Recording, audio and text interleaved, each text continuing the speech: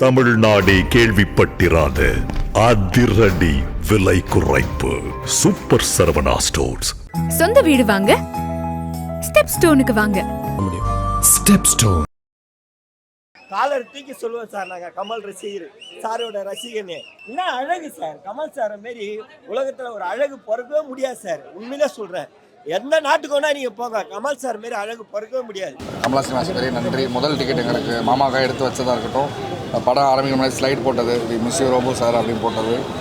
தென் இந்த செலிப்ரேஷனில் அவர் இல்லை, அவர் இருந்தாருன்னா இதோட அலப்பறையே வேறு மாதிரி இருந்திருக்கும். ரொம்ப மிஸ் பண்ணுறோம்.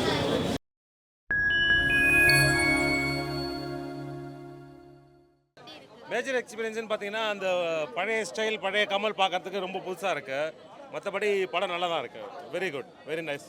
சொல்கிறதுக்கே நாங்கள் ரசிகர் சொல்கிறதுக்கே பெருமைப்படுறேன் சார்.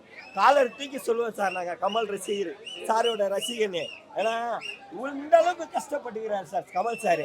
என்ன அழகு சார், கமல் சாரை மாரி உலகத்தில் ஒரு அழகு பிறக்கவே முடியாது சார். உண்மையிலே சொல்கிறேன், எந்த நாட்டுக்கு வேணா நீங்கள் போங்க, கமல் சார் மாரி அழகு பிறக்கவே முடியாது. என்ன அழகு, என்ன நடிப்பு.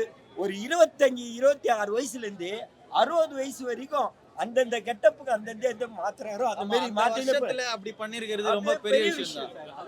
யாருமே பண்ண முடியாது சார். ஒரு 15 நடிப்பாங்க, அச்சாங்கன்னா அதை வந்து பின்னாடி போயிடுவாங்க, அப்படியே நிப்பார் சார். அந்த இதுல அந்த ஆம்ஸ் ரியலா பண்ணிக்கிற அந்த ஆம்ஸ் சார், உடம்பு ஏற்றி காட்டணும். எல்லாம் இப்பெல்லாம் வளவலன்னு இருக்கிறாங்க சார். ஃபுட் இல்லை, எக்ஸசைஸ் பண்ணணும். எக்ஸசைஸ் எல்லாருக்கும் நட்பணி இயக்கம் பண்ணணும், ரத்த தானம் கொடுக்கணும், கண்தானம் கொடுக்கணும். நாங்கள் கொடுத்துக்கிறோம் சார். இப்போ ஒரு 3 நாளைக்கு முன்ன கூட குத்தம் சார், ரத்த தானம் குத்தம், அன்னதானம் பண்ண சார். கமல் சார் சொல்றதுக்கே உலகத்திலே பெரிய சிறந்த ஒரு இதுன்னா கமல் சாரோட ரசிகர் மட்டும்தான் சார். அவர் மட்டும்தான். அவர் பல்லாண்டு வாழணும் சார். இல்ல, நான் வந்து சூர்யா சார் ஃபேனு, அப்பா வந்து டைஹார்ட் ஃபேனு. கமல்னு பச்சையை குத்திருப்பா போல. கமல் சாரோட வந்து தீவிர ஃபேனு. எனக்கும் கமல் தூக்கி வச்சுதான் எனக்கு பேர் வச்சாரு. நாயகன் வந்தோம், அதாவது ரீ ரிலீஸு. எங்கள் மாமாவை மிஸ் பண்ணோம். ஆனால் கமலாசினிவாஸ் பெரிய நன்றி. முதல் டிக்கெட் எங்களுக்கு மாமாக்காக எடுத்து வச்சதாக இருக்கட்டும், படம் ஆரம்பிக்கிற மாதிரி ஸ்லைட் போட்டது, தி மிஸ் யூ ரோபோ சார் அப்படின்னு போட்டது.